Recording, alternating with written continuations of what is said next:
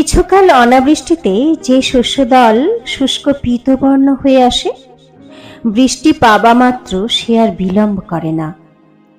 হঠাৎ বেড়ে উঠে দীর্ঘকালের উপবাস দৈন্য দূর করে দেয়। দুর্বল নত ভাব ত্যাগ করে শস্যক্ষেত্রের মধ্যে অসংকোচে অসংশয়ে আপনার অধিকার উন্নত উজ্জ্বল করে তোলে। আশার সেই রূপ হল, যেখানে তার রক্তের সম্বন্ধ ছিল সেখানে সে কখনো আত্মীয়তার দাবি করতে পায়নি।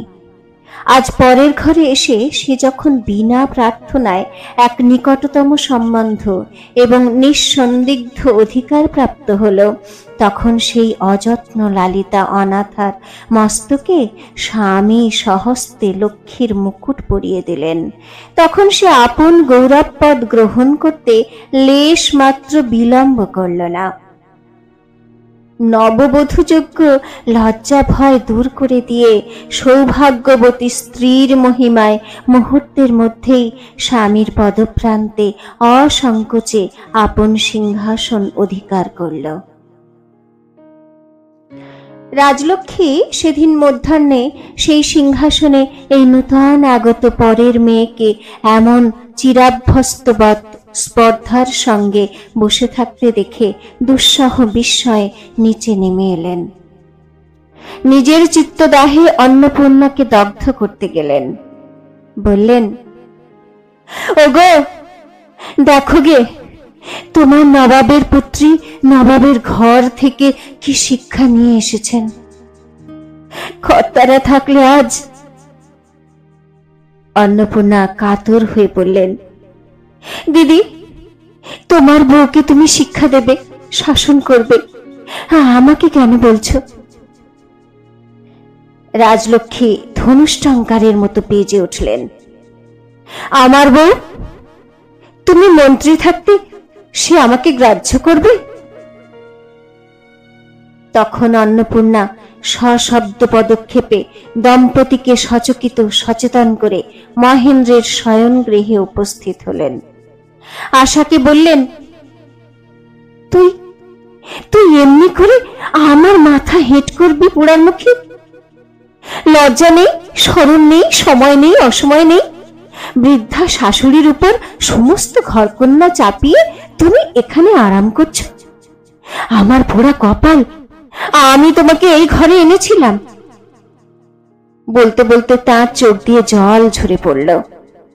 আশাও নত মুখে বস্ত্রাঞ্চল খুঁড়তে খুঁড়তে নিঃশব্দে দাঁড়িয়ে কাঁদতে লাগল। মহেন্দ্র বলল, কাকি, তুমি বউকে কেন অন্যায় ভৎসনা করছো? আমি তো ওকে ধরে রেখেছি।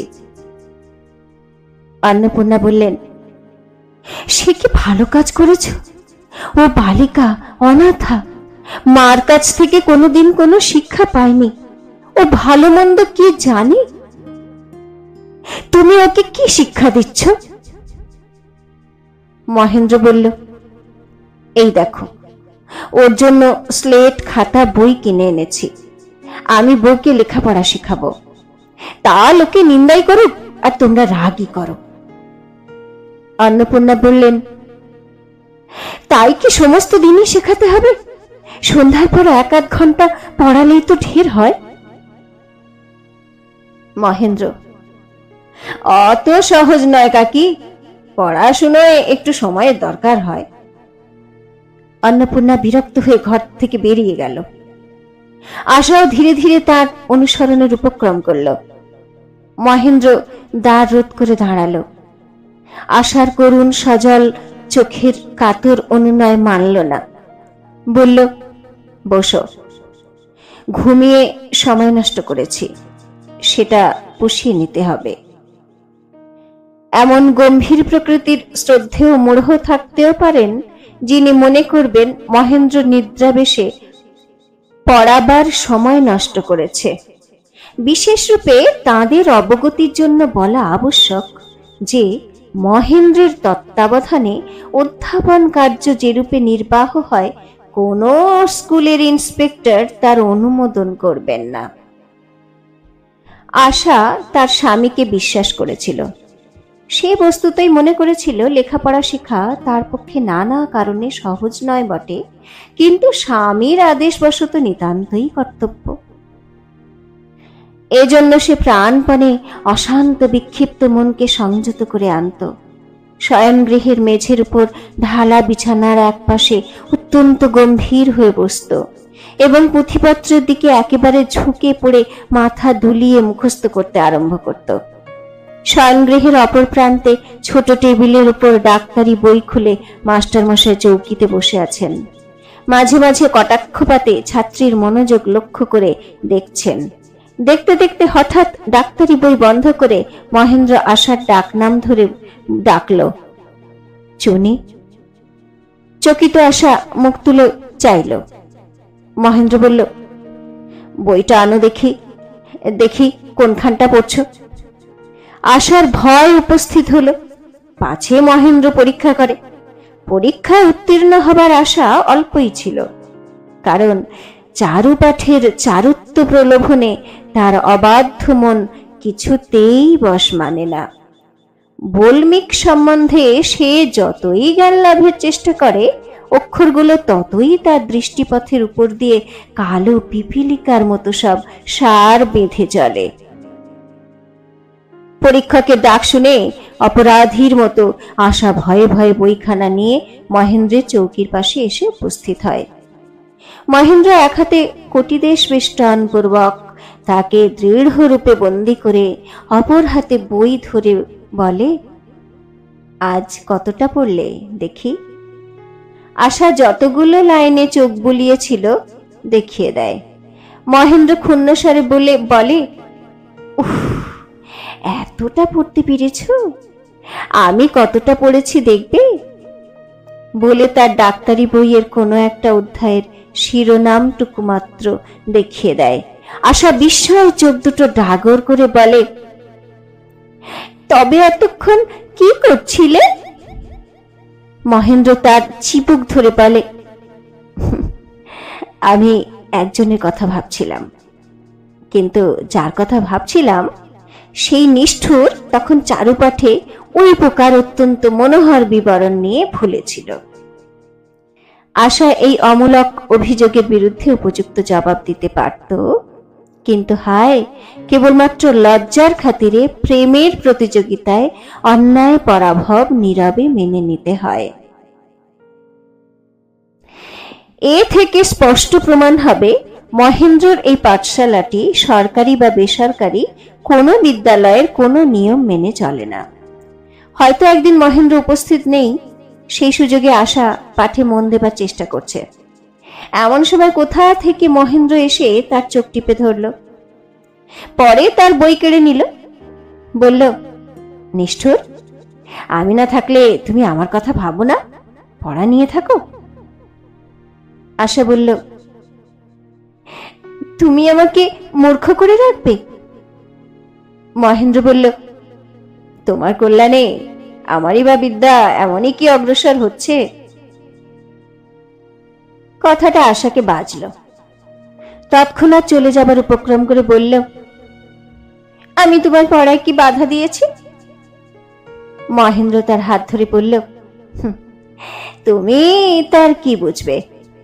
আমাকে ছেড়ে তুমি যত সহজে পড়া করতে পারো, তোমাকে ছাড়া তত সহজে আমি আমার পড়া করতে পারি না। গুরুতর দোষারোপ। এরপরে স্বভাবতই শরতের এক পশলার মতো এক দফা কান্নার সৃষ্টি হয় এবং অনতিকাল মধ্যেই কেবল একটি সজল উজ্জ্বলতা রেখে সোহাগের সূর্যালোকে তা বিলীন হয়ে যায়। শিক্ষক যদি শিক্ষার সর্বপ্রধান অন্তরায় হন, তবে অবলা ছাত্রীর সাধ্য কি বিদ্যারণ্যের মধ্যে পথ করে চলে।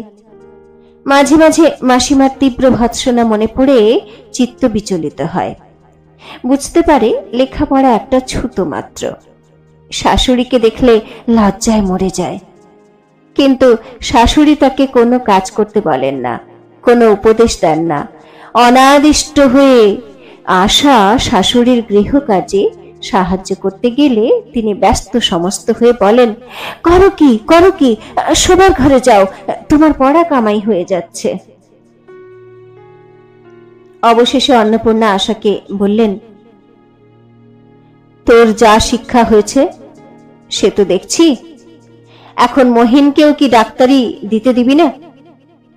শুনে আশা মনকে খুব শক্ত করল। মহেন্দ্রকে বলল, তোমার এক্সামিনের পড়া হচ্ছে না, আজ থেকে আমি নিচে মাসিমার ঘরে গিয়ে থাকবো। এ বয়সে এত বড় কঠিন সন্ন্যাস ব্রত, শয়নালয় থেকে একেবারে মাসিমার ঘরে আত্মনির্বাসন, এই কঠোর প্রতিজ্ঞা উচ্চারণ করতে তার চোখের প্রান্তে জল এসে পড়ল। তার অবাধ্য ক্ষুদ্র অধর কেঁপে উঠল এবং কণ্ঠস্বর রুদ্ধপ্রায় হয়ে এলো। মহেন্দ্র বলল, তবে তাই চলো, কাকির ঘরেই যাওয়া যাক, কিন্তু তাহলে তাকে উপরে আমাদের ঘরে আসতে হবে। আশা এত বড় উদার গম্ভীর প্রস্তাবে পরিহাস প্রাপ্ত হয়ে রাগ করল। মহেন্দ্র বলল, তার চেয়ে তুমি স্বয়ং দিনরাত্রি আমাকে চোখে চোখে রেখে পাহারা দাও, দেখো আমি এক্সামিনের পড়া মুখস্থ করি কিনা। অতি সহজেই সেই কথা স্থির হলো। চোখে চোখে পাহারার কার্য কিরূপ ভাবে নির্বাহ হতো তার বিস্তারিত বিবরণ দেওয়া অনাবশ্যক। কেবল এইটুকু বললেই যথেষ্ট হবে যে সে বৎসর মহেন্দ্র পরীক্ষায় ফেল করল এবং চারুপাঠের বিস্তারিত বর্ণনা সত্ত্বেও পুরুভুজ সম্বন্ধে আশার অনভিজ্ঞতা দূর হল না। এইরকম অপূর্ব পঠন পাঠন ব্যাপার যে সম্পূর্ণ নির্বিঘ্নে সম্পন্ন হয়েছিল তা বলতে পারি না। বিহারী মাঝে মাঝে এসে অত্যন্ত গোল বাঁধিয়ে দিত। মহিন্দা মহিন্দা করে সে পাড়া মাথায় করে তুলত। মহেন্দ্রকে তার শয়নগৃহের বিবর থেকে টেনে না বের করে সে কোনো মতেই ছাড়ত না। পড়ায় শৈথিল্য করছে বলে সে মহেন্দ্রকে বিস্তর ভৎসনা করত। আশাকে বলতো, বোঠান, গিলে খেলে হজম হয় না, চিবিয়ে খেতে হয়, এখন সমস্ত অন্ন এক গ্রাসে গিলছে, এরপর হজমিগুলি খুঁজে পাবে না। মহেন্দ্র বলতো, চুনি, ও কথা শুনো না, বিহারী আমাদের সুখে হিংসা করছে। বিহারী বলতো, সুখ যখন তোমার হাতেই আছে তখন এমন করে ভোগ করো যাতে পরের হিংসা না হয়। মহেন্দ্র উত্তর করত, পরের হিংসা পেতে যে সুখ আছে, চুনি, আর একটু হলেই আমি গর্ধবের মতো তোমাকে বিহারীর হাতে সমর্পণ করছিলাম। বিহারী রক্তবর্ণ হয়ে বলে উঠত, চুপ। এই সকল ব্যাপারে আশা মনে মনে বিহারীর উপরে ভারী বিরক্ত হতো। একসময় তার সঙ্গে বিহারীর বিবাহ প্রস্তাব হয়েছিল বলে বিহারীর প্রতি তার এক প্রকার বিমুখ ভাব ছিল। বিহারী তা বুঝত এবং মহেন্দ্র তা নিয়ে আমোদ করত। রাজলক্ষ্মী বিহারীকে ডেকে দুঃখ করতেন। বিহারী বলতো, মা, পোকা যখন গুটি বাঁধে তখন তত বেশি ভয় নয়, কিন্তু যখন কেটে উড়ে যায় তখন ফেরানো শক্ত। কে মনে করেছিল ও তোমার বন্ধন এমন করে কাটবে? মহেন্দ্রের ফেল করা সংবাদে রাজলক্ষ্মী গ্রীষ্মকালের আকস্মিক অগ্নিকাণ্ডের মতো দাউ দাউ করে জ্বলে উঠলেন, কিন্তু তার গর্জন এবং দাহনটা সম্পূর্ণ ভোগ করলেন অন্নপূর্ণা। তার আহার নিদ্রা দূর হলো।